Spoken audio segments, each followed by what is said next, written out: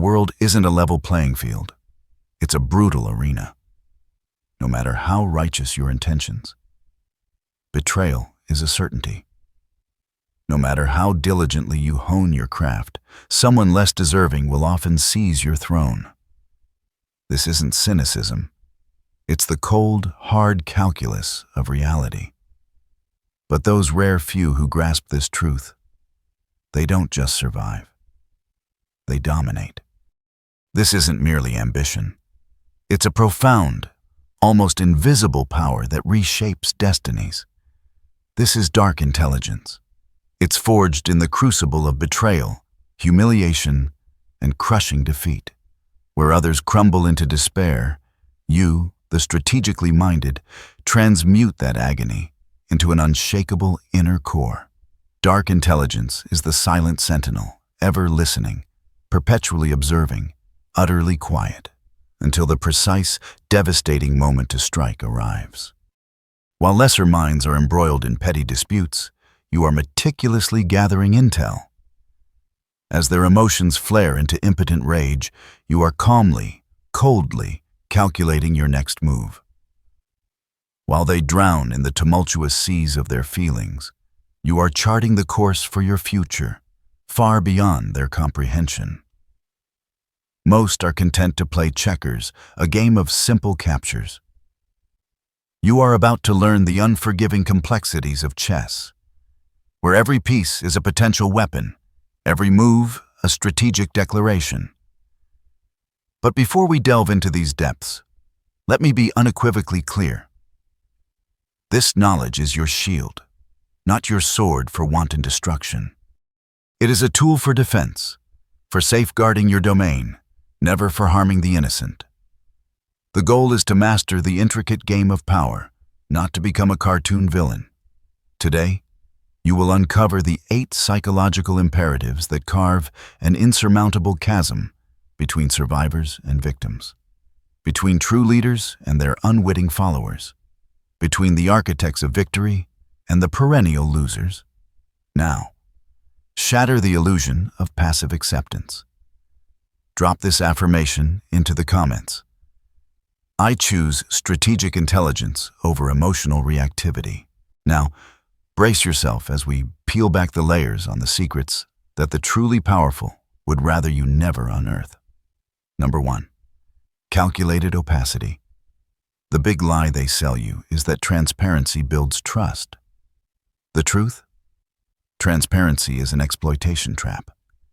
You are never completely open about your true intentions, not even to your closest allies. You reveal only what is absolutely necessary, a carefully curated sliver of truth. When the masses are fed only half the story, their own imagination, rife with assumptions and projections, rushes to fill the voids. And that imagination, untamed and misinformed, becomes the ultimate tool for controlling them. Machiavelli, the original master of statecraft, warned us, everyone sees what you appear to be, few experience what you really are. Consider the most captivating, the most influential figures you've ever encountered. They are never an open book. They deliberately weave gaps into their narratives. They parry direct questions with enigmatic queries of their own.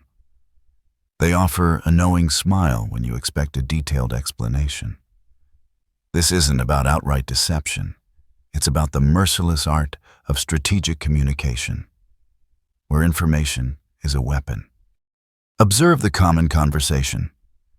Someone asks, and you, conditioned by societal norms, feel an involuntary compulsion to deliver a complete, unvarnished answer. You lay bare your motivations, your vulnerabilities, your grand designs. You delude yourself into believing you're fostering honesty and trust. In reality, you are systematically surrendering your leverage, exposing your flanks. The truly dangerous intellect understands that mystery is not just intriguing, it is the very engine of influence. When you refuse to lay all your cards on the table, a gnawing curiosity takes root in others. Curiosity blossoms into genuine interest. Interest, meticulously cultivated, morphs into respect. And respect, wielded with precision, is the bedrock of enduring influence. Imagine a mundane scenario. Someone probes about your weekend plans. The average person, eager to appear authentic, might blandly declare, "Oh, just staying in, watching some movies." This is total transparency, and it is utterly forgettable, instantly discarded from memory. Instead, a practitioner of calculated opacity might offer, "I have something significant that requires my undivided attention." Then, with a subtle shift, redirects the conversation.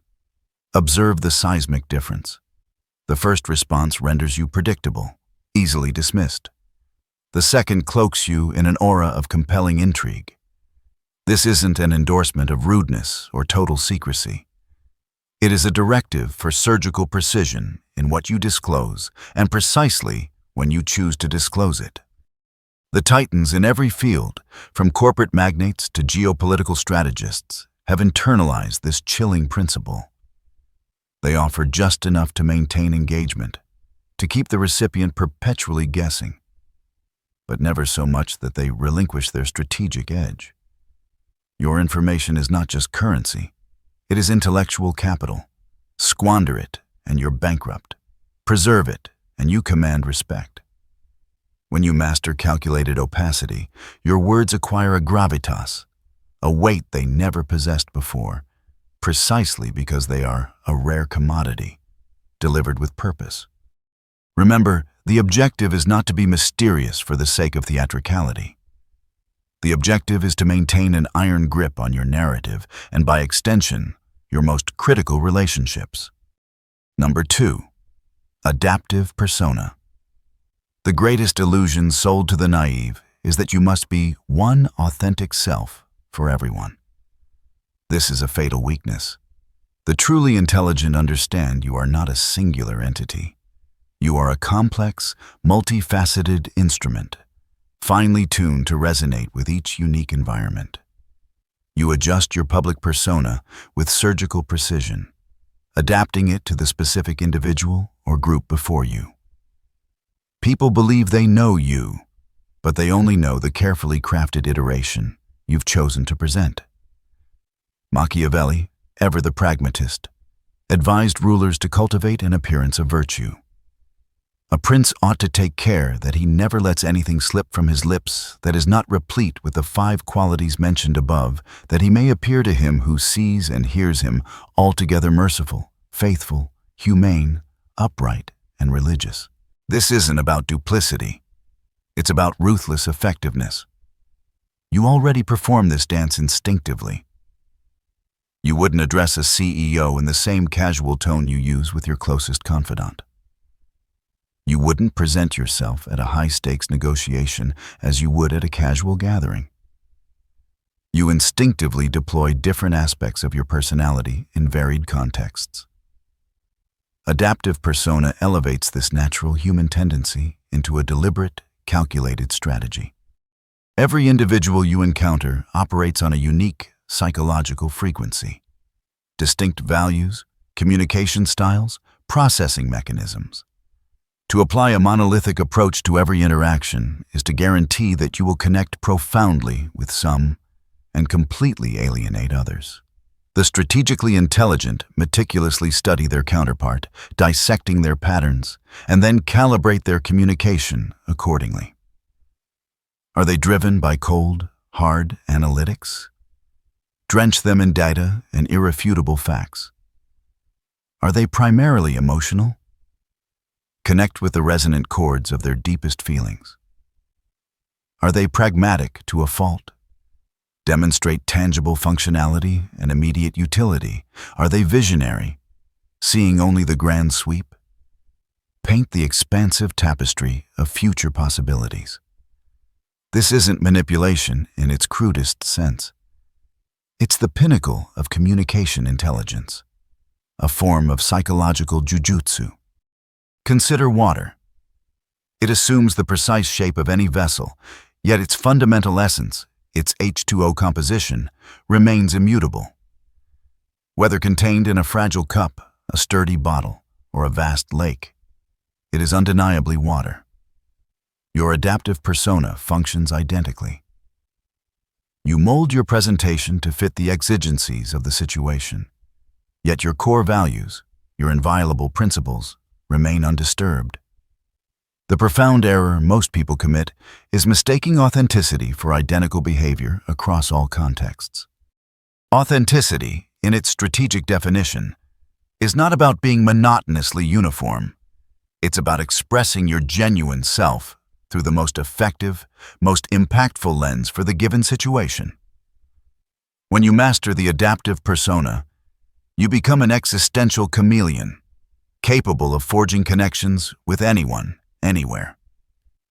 People perceive you as deeply understanding because you speak their psychological language, effortlessly bridging the communication chasm.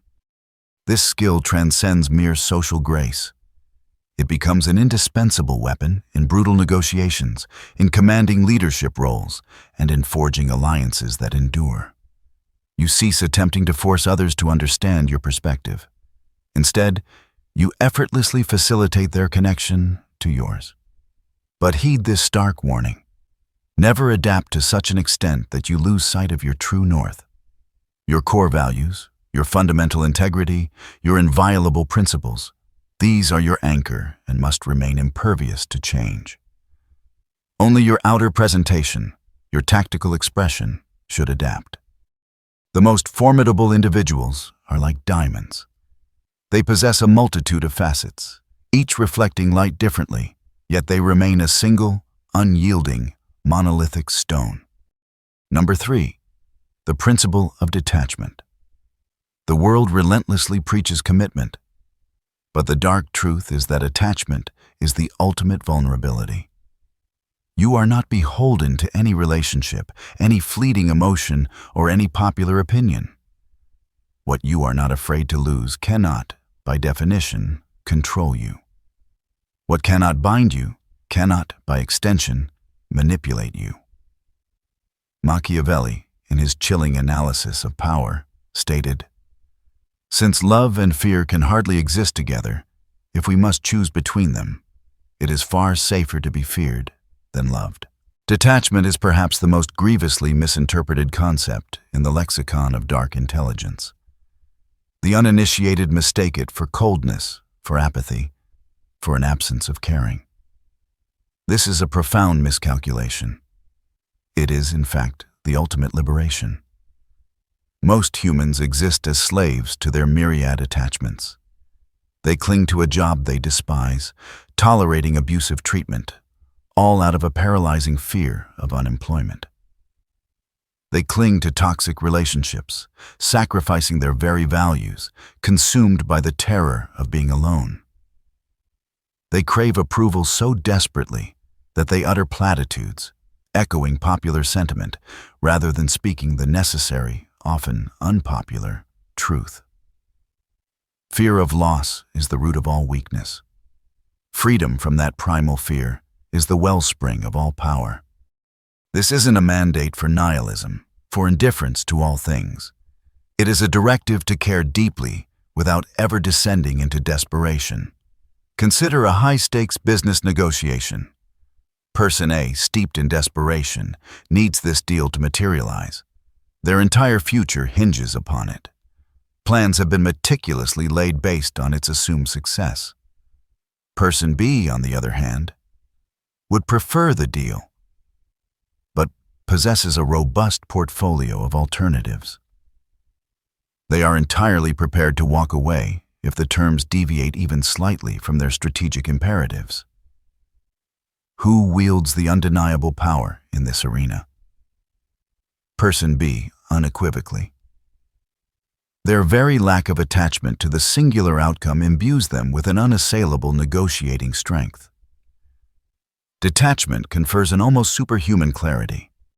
When your emotional investment in being right is severed, situations reveal their true contours with crystalline precision. When the desperate hunger for approval is quelled, your decision-making faculty operates at its zenith. When the paralyzing fear of solitude is conquered, you are free to select relationships that genuinely elevate you, rather than merely filling a void. The paradox is an exquisite one. The less you need something, the exponentially more likely you are to acquire it. Observe the truly confident individuals. Their confidence isn't born from an unbroken string of successes. It's forged in the iron certainty that they will prevail, adapt, and be more than fine, even when the tides of fortune turn against them. That, precisely, is the liberating force of detachment. Now, this doesn't advocate recklessness or apathy. You must still pursue your objectives with zealous dedication and nurture the meaningful connections in your life. But you must never become so tethered to any single outcome that it compromises your capacity for clear thought and strategic action. Detachment also serves as an impregnable shield against manipulation.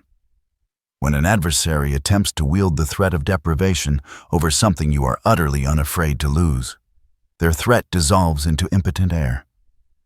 The most dangerous individual in any room is often perceived as the one with nothing left to lose. But the most powerful individual in any room is the one who has everything to gain and absolutely nothing left to fear. Begin this practice incrementally. Start with the trivial. Detach from the need to win every argument. Detach from the desperate craving for universal adoration. Detach from the rigid expectation that your meticulous plans must unfold precisely as envisioned. As you cultivate this terrifyingly potent skill, you will witness a profound transformation. People will begin to treat you with an unfamiliar reverence. They will sense your unshakable autonomy, your imperviousness to cheap control, and that, fundamentally, commands an unspoken, undeniable respect. Remember, detachment is not the absence of caring. It is the mastery of caring without allowing that care to become a leash. Number 4, silent leverage. The common folly is to equate power with volume. The truly adept know better. You do not apply pressure directly. You wait. You create the conditions. When your adversaries falter, when they expose their vulnerabilities, your mere silent presence becomes the heaviest, most irresistible influence in the entire room. Machiavelli understood this. Never was anything great achieved without danger. Most people, deluded by superficial appearances, believe power is a roaring beast, loud declarations, overt demands, brute force imposition of will. This is the domain of amateurs, the predictable theatrics of the weak. Real power, the kind that shapes empires and fortunes, whispers. Silent leverage is the dark art of manifesting profound influence without uttering a single explicit command. It is the strategic positioning of yourself, such that your very existence, your potential, irrevocably alters the dynamic of any unfolding situation. Here is its chilling operational mechanism. Instead of issuing directives, you meticulously engineer environments where others naturally gravitate towards actions that serve your objectives. Instead of demanding a tribute of respect, you render yourself utterly indispensable. Instead of engaging in pointless skirmishes for overt control, you orchestrate circumstances where power is willingly, almost eagerly, ceded to you. Let us dissect this with brutal clarity and practical examples. In the realm of discourse, silent leverage manifests as the calculated pause. The average person, terrified of silence, rushes to fill the void with a torrent of words, often inadvertently divulging critical intelligence. When you, however, command silence, when you are profoundly comfortable in its unsettling expanse, you seize control of the conversation's very rhythm, its pulse. Next time you face an uncomfortable query, do not respond immediately. Pause. Meet their gaze with an unsettling thoughtfulness. Allow the silence to stretch, to grow heavy, for a few agonizing seconds. Then, and only then, deliver your response. Observe how this transforms the sheer weight, the undeniable impact of your words.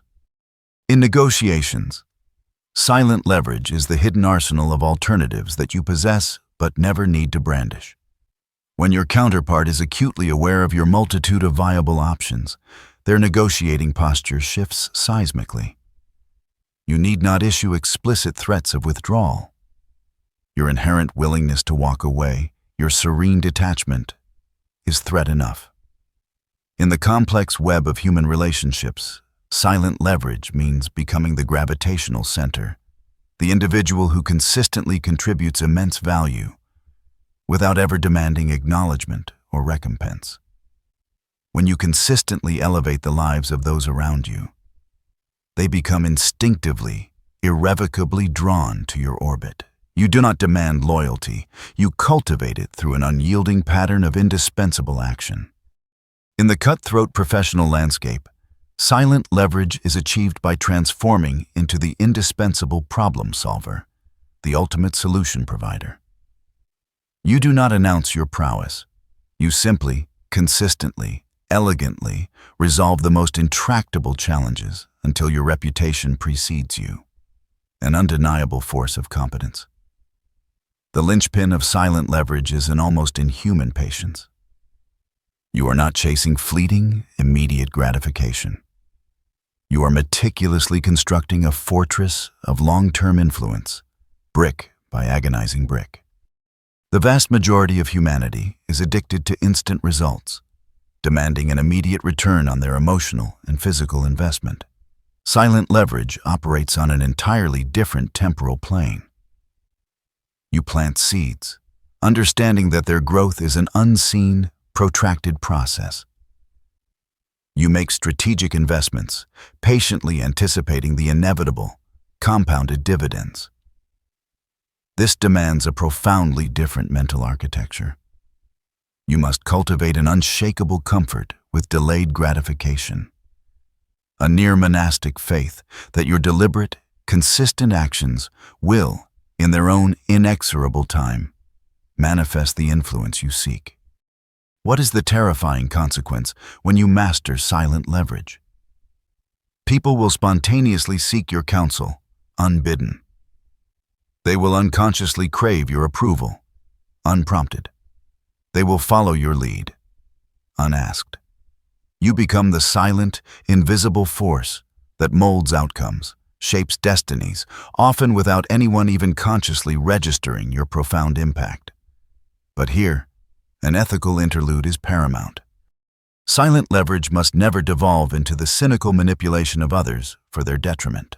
The highest application is the creation of symbiosis, win-win scenarios where collective benefit is the undeniable outcome. The most ethical deployment of this dark art is to subtly steer individuals towards decisions that are genuinely superior for themselves and for the broader collective. You are not tricking them. You are, in essence, guiding them toward the most optimal outcomes, serving the best interests of all involved. Remember, silent leverage is far from passive. It demands constant, calculated action. You are perpetually moving, perpetually maneuvering, but you execute these moves quietly, strategically, with an almost undetectable elegance, rather than with the crude fanfare of overt power plays. Number 5. Psychological echo. They tell you to speak your truth. The smarter play is to reflect theirs.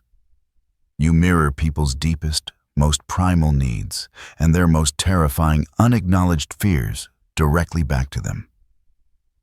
They will mistakenly believe you are speaking their language, but in reality, you are systematically accumulating an unparalleled understanding and, crucially, an undeniable influence over them. Machiavelli, with his characteristic cynicism about human nature, observed, "Men judge generally more by the eye than by the hand, for everyone can see and few can feel. Everyone sees what you appear to be. Few really know what you are." Psychological echo is the chilling art of becoming a perfect, resonant mirror, reflecting precisely what individuals are predisposed or desperately need to see and hear. This is not mere deception. It is the ultimate fusion of profound comprehension and ruthless strategic communication. People do not acquire products, nor services, nor even abstract ideas. They acquire solutions to their most gnawing problems and the intoxicating promise of fulfilling their most deeply buried desires. When you possess the terrifying capacity to identify and then perfectly reflect these latent needs, you transform into an asset of incalculable value to them. Most people are catastrophically inept at this because their internal monologue is deafening, their focus obsessively fixed on what they wish to articulate, rather than what the other person desperately needs to hear. Allow me to elucidate the chilling mechanics of psychological echo in practical application. First, you must transcend casual observation and become a dedicated student of the human condition. You must internalize the grim truth that every individual you encounter carries an invisible burden, a secret lexicon of desires, and a litany of unspoken fears. Your chilling task is to become a master cryptographer, listening for the faint, elusive clues that betray these hidden currents. When someone discusses their professional life, they are not merely conveying data. They are involuntarily revealing their self-perception, their core values, their deepest anxieties. When they speak of relationships, they are displaying the intricate tapestry of their emotional patterns and their most fundamental needs. The average person listens with the sole intent of formulating a reply. You, however, must listen with the solitary, unwavering goal of absolute comprehension. Here is a practical, brutal framework. Every individual you meet, consciously or unconsciously, is silently posing 3 existential questions. Do you truly see me? Do you profoundly understand me? Do you genuinely value me? When your words and actions consistently, unambiguously affirm a resounding yes to all 3, you forge a connection of terrifying potency. The psychological echo technique involves reflecting back not merely the superficial content of their words, but the deeper, underlying meaning. You learn to listen for the simmering emotion beneath the calm facade, the unfulfilled need concealed within the complaint, the paralyzing fear masked by an outburst of anger. For instance, if someone declares, "I hate my job," the untrained observer might immediately offer facile advice about finding a new position. But if you listen with the piercing acuity of psychological echo, you might discern a deeper current, a feeling of being unappreciated, a gnawing lack of challenge, an existential uncertainty about their future. A masterfully executed psychological echo response might be, "It sounds like you're not feeling truly valued for your significant contributions," or, "It seems you're now ready for something that genuinely challenges the very limits of your potential." Observe the profound difference. Instead of prematurely leaping to superficial solutions, you are reflecting back their raw emotional experience. This makes people feel profoundly understood, which in turn forges an unbreakable bond of trust and, critically, influence. The chilling key is to reflect back a positive interpretation of their negative expression. If someone vents about feeling overwhelmed, you might echo back their immense dedication and their impossibly high standards. If someone expresses vehement frustration over a situation, you might reflect back their unyielding desire for excellence, for perfection. This technique works with such devastating efficacy because humans possess an almost insatiable, primal psychological need to feel understood, to be seen. When you unequivocally demonstrate that you perceive them at this profound, almost spiritual level, they automatically, unconsciously, confer upon you greater trust and, crucially, imbue your opinions with an almost sacred weight. But here is where the true, terrifying power is unleashed. Once you have meticulously decoded an individual's core needs and fears, You can then strategically frame your ideas, your suggestions, your demands, in terms that resonate with their deepest psychological profile. If an individual values security above all else, you present your propositions through the lens of safety, of impregnable stability. If they crave recognition, you frame your ideas in terms of monumental achievement and undeniable acknowledgement. If they are driven by an insatiable hunger for freedom, you present your proposals in the intoxicating language of independence and unbridled choice. You are not altering the fundamental message. You are surgically adapting the packaging of that message to perfectly align with their pre-existing psychological architecture.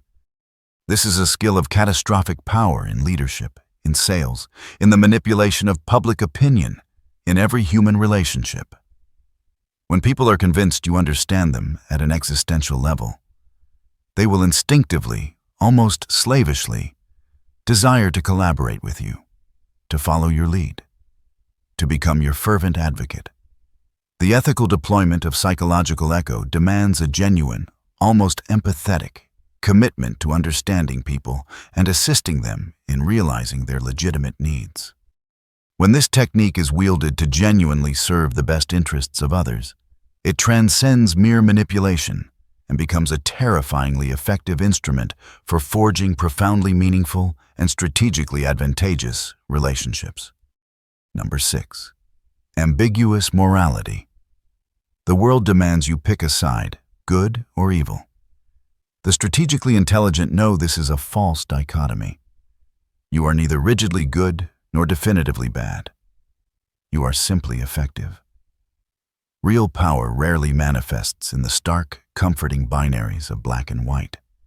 More often, it thrives, brutal and unyielding, in the shadowy, unforgiving gray areas.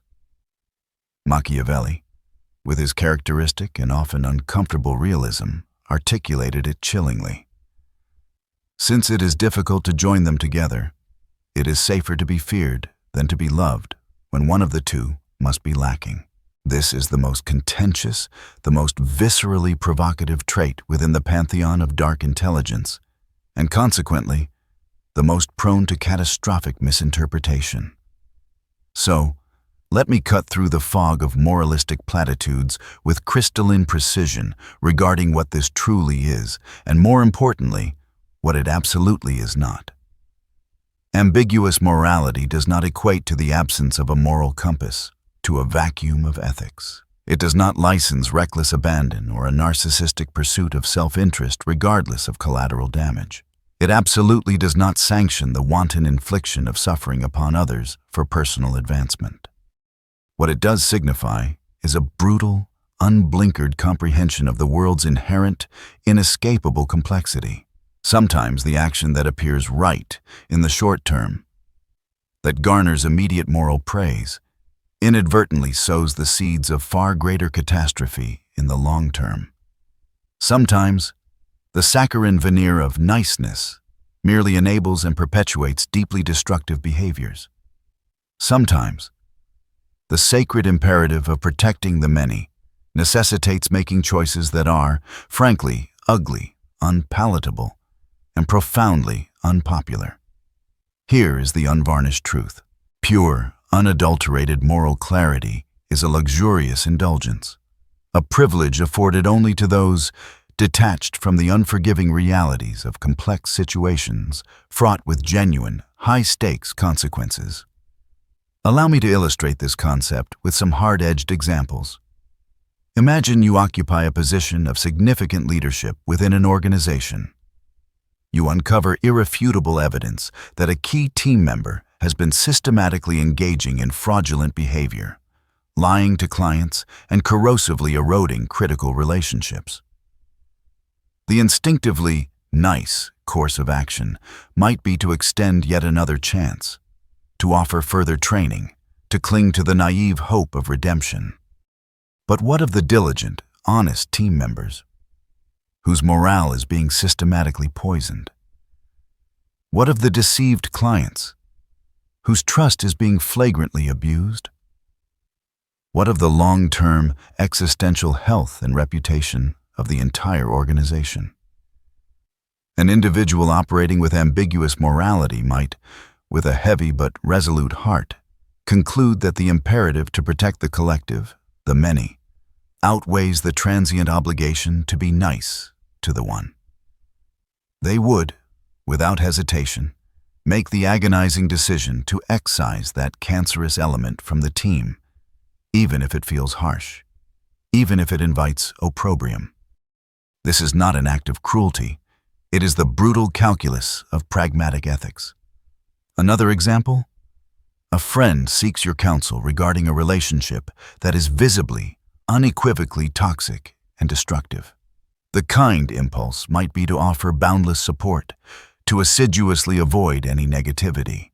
But a person steeped in ambiguous morality might arrive at a profoundly different conclusion, that true, unvarnished kindness sometimes demands the articulation of difficult, uncomfortable truths, even if it inflicts temporary pain upon the recipient. The core principle here is an unwavering, almost pathological focus on outcomes, rather than on superficial appearances. Sometimes, the action that appears virtuous on the surface ultimately generates catastrophic results. Conversely, sometimes the action that appears harsh, even brutal, on the surface ultimately engineers vastly superior outcomes for every single party involved. This demands a radically different mode of moral reasoning. Instead of posing the self-serving question, "What action makes me look like a good person?" you must relentlessly interrogate. What action, regardless of optics, will lead to the best possible outcomes for the maximum number of people? It also demands an almost heroic willingness to shoulder the full, unvarnished consequences of your decisions, even when those decisions are inherently difficult, profoundly unpopular, or ethically ambiguous. But here is the absolutely crucial distinction. Ambiguous morality is not, and never can be, synonymous with naked selfishness. You are not pursuing personal gain at the expense of others. You are making cold, hard, pragmatic decisions that ultimately serve the greater good, even when those decisions exact a heavy personal toll. This trait also involves an acute understanding that different contexts demand different tailored responses. The very same action that would be deemed morally reprehensible in one situation might be an absolute, unassailable necessity in another. For instance, unflinching, total honesty might be the cornerstone of a deeply intimate personal relationship, but it could prove catastrophically counterproductive in certain high-stakes professional negotiations where strategic disclosure, carefully metered, is infinitely more effective. An individual possessing ambiguous morality comprehends these intricate nuances and adapts their approach with ruthless precision. The inherent, ever-present danger of this trait is its insidious capacity to be co-opted, to serve as a specious justification for genuinely selfish or profoundly harmful behavior. This is precisely why it is an absolute, existential imperative to forge and maintain clear, inviolable ethical guidelines, a personal red line, delineating what you will and will not, under any circumstances, countenance. My stark recommendation: establish your personal, non-negotiable boundaries. What are your sacred, inviolable values? What lines, once crossed, are irretrievable? What outcomes are you genuinely prepared to shoulder responsibility for? Within these meticulously defined parameters, grant yourself the chilling permission to be pragmatic, to be ruthlessly strategic, even when it means making decisions that the naive masses might neither comprehend nor condone. Remember, the objective is not to be universally liked. The objective is to be maximally effective and ethically solvent in a complex, unforgiving world where simplistic answers are almost always the wrong ones. Number 7. Controlled exposure. In a world drowning in the noise of oversharing, silence is the ultimate power move. You do not lay bare every facet of your being. The less people genuinely know about you, the more they are forced to project their own assumptions onto you.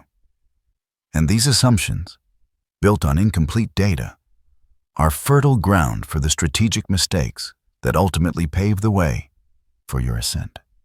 Machiavelli, with his cynical understanding of human credulity, stated, "Men are so simple of mind and so much dominated by their immediate needs that a deceitful person will always find plenty who are ready to be deceived."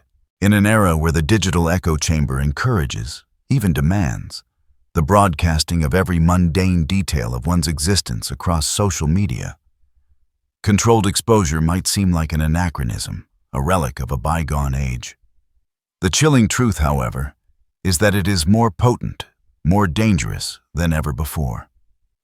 When the entire populace is engaged in a frantic race to overshare, the individual who strategically withholds, who shares with surgical intent, becomes an enigma, a stark, captivating contrast. When every thought and fleeting emotion is broadcast indiscriminately, the one who cultivates an aura of mystery becomes an irresistible magnet of intrigue. Controlled exposure is not merely about withholding. It is about intentionality, about understanding that not every detail of your life is public property, and that selective sharing can actually fortify your relationships and dramatically amplify your influence. It's the ultimate personal data strategy. Let's dissect the dark psychology underpinning this. Humans are inherently, insatiably curious creatures. When confronted with an incomplete narrative, a tantalizing mystery, our brains are hardwired to furiously attempt to fill those voids. This is the curiosity gap, and it is one of the most potent, most exploitable psychological forces in human behavior. When you practice controlled exposure, you deliberately engineer these curiosity gaps, compelling people to become more invested in your narrative, more acutely attentive to the precious few fragments you choose to reveal. Consider the most captivating, the most compelling individuals you know. They are rarely verbose. They offer just enough to keep you perpetually engaged, yet they leave you with an insatiable hunger for more. This is not accidental. It is a meticulously crafted strategic maneuver. Now, let's pivot to the brutal applications in professional landscapes. Controlled exposure mandates a surgical selectivity regarding which ideas you unveil and the precise timing of their revelation. It means never displaying the full spectrum of your capabilities at once, keeping reserves of knowledge and skill carefully concealed, ready to deploy maximum value when the moment of greatest impact arrives. For example, instead of unleashing every skill you possess in the initial week of a new role, you might strategically, incrementally reveal them over time. This cultivates the perception of continuous, almost miraculous growth and improvement, rather than the static image of someone who peaked prematurely. In social interactions, controlled exposure means resisting the urge to deliver your entire autobiography upon first acquaintance. It means parceling out personal information gradually, only as relationships deepen and a verifiable level of trust is demonstrably earned. This is not about being secretive or dishonest. It is about being selectively strategic regarding what you disclose and to whom. In the crucible of negotiation, controlled exposure means never revealing your entire hand, your non-negotiables, your deepest priorities, your hidden constraints, up front. It means retaining critical intelligence, holding it in reserve, a tactical asset to be deployed strategically as the negotiation ebbs and flows. The overriding principle is a stark, immutable truth. Information revealed can never be unrevealed. Once a piece of data about you is disseminated, it enters the public domain, beyond your recall. Therefore, the strategic imperative is to err decisively on the side of revealing too little rather than an iota too much. But controlled exposure transcends mere withholding. It is an exquisite dance of timing. The precise same piece of information, delivered at different junctures, can have utterly disparate, even contradictory, impacts. For instance, the premature revelation of a particular skill or achievement early in a relationship might be perceived as crass boasting. Yet, the judicious revelation of that identical information later, when it directly addresses a critical problem, paints you as humble and profoundly helpful. Controlled exposure also demands an almost telepathic understanding of your audience. Different individuals require different categories of information about you. The level of your disclosure must be calibrated to the nature of the relationship and the specific context. Your inner circle of friends and family should possess a deeper understanding of your complexities than a casual acquaintance. Your business partners require different intel than your cutthroat competitors. Your subordinates need different insights than your peers. This isn't about duplicity.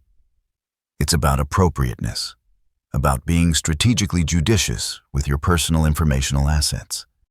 Here's another chillingly relevant aspect. Controlled exposure encompasses the meticulous management of your digital footprint.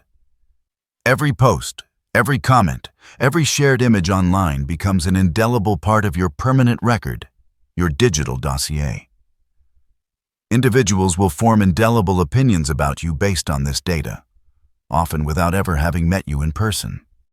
The truly intelligent are utterly intentional about their online presence.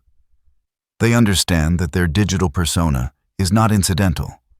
It is a critical, integrated component of their overarching strategy for how they wish to be perceived, remembered, and, ultimately, influenced. The ultimate goal of controlled exposure is not to cultivate an air of theatrical mystery. The goal is to assert and maintain absolute control over your narrative, and thereby, over your relationships. When you meticulously dole out information with strategic intent, you possess the power to guide, even to dictate, how people perceive you. You can amplify the facets of your personality and experience that are most directly germane to your current objectives. You can deftly circumvent the pitfalls of being pigeonholed or stereotyped based on incomplete, misleading data. But here is the delicate, dangerous balance you must strike. You must share just enough to forge genuine, functional connections, but never so much that you hemorrhage your strategic advantage. The most ascendant individuals have mastered this tightrope walk. They are open, even genuine, in their chosen relationships, but they are also ruthlessly strategic about the quantum of information they reveal and the precise moment of its unveiling. Number 8. Outcome obsession. The world teaches you to chase accolades, to win rhetorical battles. This is the biggest distraction from true power. You are not here to win trivial arguments or to prove intellectual superiority. You are here to get results, to bend reality to your will. People who cultivate an absolute obsession with outcomes never squander a single nanosecond on unnecessary games, on ego-driven skirmishes. Machiavelli, with his brutal pragmatism, declared, "The promise given was a necessity of the past. The word broken is a necessity of the present." This is the singular trait that separates the perennial amateurs from the hardened professionals, the ephemeral dreamers from the architects of achievement, the endless talkers from the formidable doers. The vast majority of humanity is hopelessly ensnared by trivial distractions. They prioritize being right over being ruthlessly effective. They crave the superficial appearance of competence more than the tangible acquisition of results. They luxuriate in the comforting sensation of a diligent process, more than they hunger for the unvarnished achievement of their monumental goals. Outcome obsession, like a surgical blade, cuts through all of that self-serving noise. When you are singularly obsessed with outcomes, you pose radically different questions. Instead of the self-indulgent, "How can I prove I'm undeniably correct?" you relentlessly interrogate, "What tangible result am I irrevocably committed to achieving?" Instead of the vain, "How can I look good in this fleeting situation?" you demand, "What precise actions will, with absolute certainty, lead to the outcome I demand?" This seismic shift in your fundamental cognitive framework changes everything. Let's begin with the ubiquitous arena of arguments and disagreements.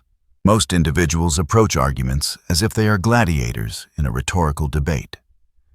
Their singular focus is on marshalling incontrovertible proof for their own position, meticulously exposing the logical contradictions of their opponent, and ostentatiously demonstrating their presumed intellectual superiority. But outcome-obsessed individuals approach disagreements with an entirely different, chilling calculus.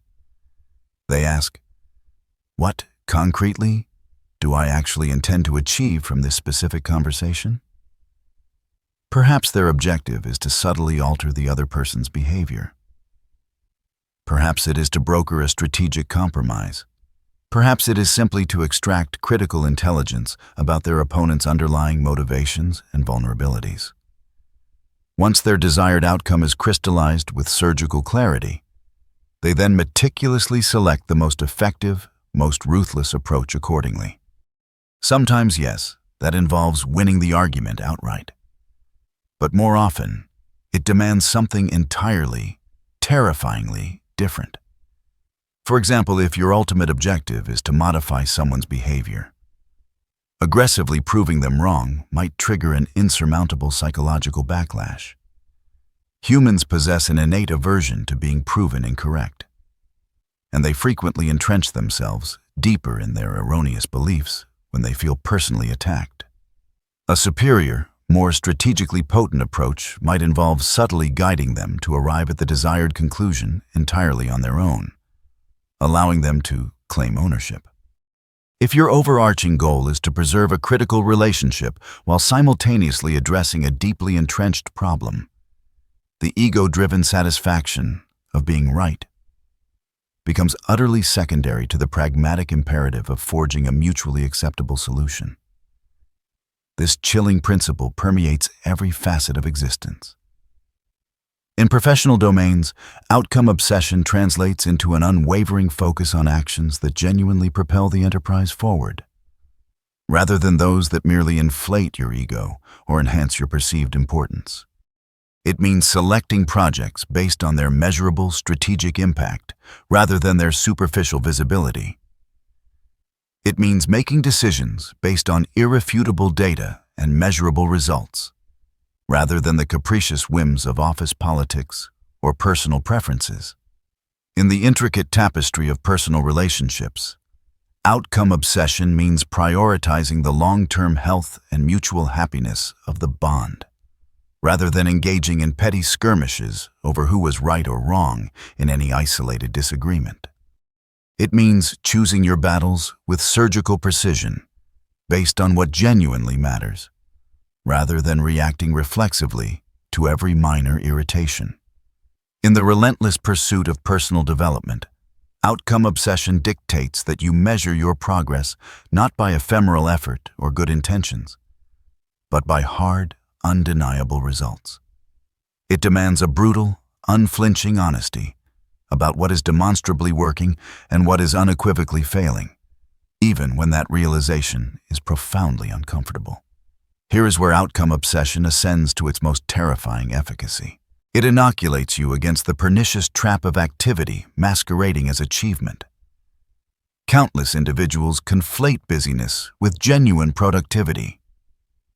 They harbor the naive conviction that relentless toil automatically translates into superior results. But the outcome-obsessed comprehend a darker truth. You can expend Herculean effort on the wrong objectives and achieve precisely nothing. They are perpetually, ruthlessly interrogating. Is this specific activity genuinely propelling me toward my ultimate goal? Or am I merely engaging in distracting busywork to evade the far more difficult, yet infinitely more impactful, labor? This leads directly to what I term strategic laziness. Outcome-obsessed individuals often project an outward appearance of doing less than their peers, precisely because they are surgically selective about where they allocate their finite energy. They ruthlessly focus on the critical 20% of activities that yield a disproportionate 80% of the desired results. Their ambition is not to be the most visibly hardworking. It is to be the unequivocally most effective worker. This chilling principle extends to the domain of learning and skill acquisition. Instead of engaging in a diffuse, unfocused attempt to master every conceivable discipline, outcome-obsessed individuals laser focus on cultivating the precise, pivotal skills that will exert the most profound, exponential impact on their overarching objectives. They ask, what is the absolute minimum I need to learn to achieve the maximum possible results? This is not an endorsement of intellectual laziness or a counsel for taking shortcuts. It is a directive for unparalleled strategic efficiency and ruthless optimization. Now, a stark warning regarding outcome obsession. It possesses the inherent capacity to become profoundly destructive if you permit yourself to lose sight of your core values and the sanctity of your relationships in the relentless pursuit of results. The healthiest, most sustainable approach is to cultivate outcome obsession within robust, clearly defined ethical parameters. Your desired outcomes must inherently encompass the preservation of your integrity, the ethical treatment of others, and a net positive contribution to the world around you. When these inviolable values are intrinsically woven into the very fabric of your definition of success, outcome obsession transforms into an almost unstoppable force for good. Another critical facet of outcome obsession is the chilling willingness to pivot, to jettison a failing course of action the moment it ceases to yield tangible results. Most individuals become emotionally tethered to their meticulously crafted plans and strategies, even when those plans are demonstrably failing. Outcome-obsessed individuals are fiercely loyal to their goals, but utterly detached from their methods. If one approach proves ineffective, they pivot without hesitation, implementing an entirely different one. If a strategy falters, they engineer a completely novel one. They are not stubbornly wedded to how they achieve their outcomes. Their only unshakable stubbornness lies in the absolute certainty of achieving those outcomes themselves. This radical flexibility bestows upon them an unparalleled adaptability and an unbreakable resilience. When circumstances shift seismically, they instantaneously recalibrate their approach. When new critical intelligence emerges, they immediately update and refine their strategy. The ultimate terrifying goal of outcome obsession is to metamorphose into an individual who consistently, unequivocally, gets things done. Not someone who merely theorizes about getting things done. Not someone who merely projects the illusion of getting things done. But someone who, in the brutal crucible of the real world, consistently produces tangible, measurable results. This reputation, cultivated over time, becomes an asset of incalculable value. When you are recognized as an individual who consistently delivers on commitments and flawlessly achieves objectives, the universe itself begins to conspire in your favor, funneling superior opportunities, strategic partnerships, and profoundly impactful problems directly to your doorstep. You have now been initiated into the 8 chilling traits of dark intelligence. But knowledge, unapplied, is a worthless abstraction. Select a single trait that resonated most powerfully, most viscerally, with your nascent understanding. For the next 7 days, meticulously integrate and practice that solitary trait in every single one of your daily interactions. Resist the naive impulse to master all 8 concurrently. Focus with monomaniacal intensity on just one. Observe with cold detachment how people begin to react to you differently. Notice acutely the profound shift in your own internal landscape when you approach situations with the razor-sharp edge of strategic intelligence, rather than the debilitating chaos of emotional reactivity. But remember the solemn covenant we forged at the outset. This profound power is inextricably intertwined with an equally profound responsibility. Wield these insights as a shield to protect yourself and your domain, never as a weapon to needlessly harm others. Deploy them to engineer superior outcomes for the collective, not merely for your singular self. The world cries out for more strategically intelligent individuals who possess the ethical fortitude to wield their knowledge for the greater good. Individuals capable of discerning the insidious tendrils of manipulation and protecting both themselves and the vulnerable from its grasp. Individuals who can navigate the most labyrinthine situations, carving out solutions that serve the highest collective purpose. That, precisely, is the true, terrifying mandate of dark intelligence.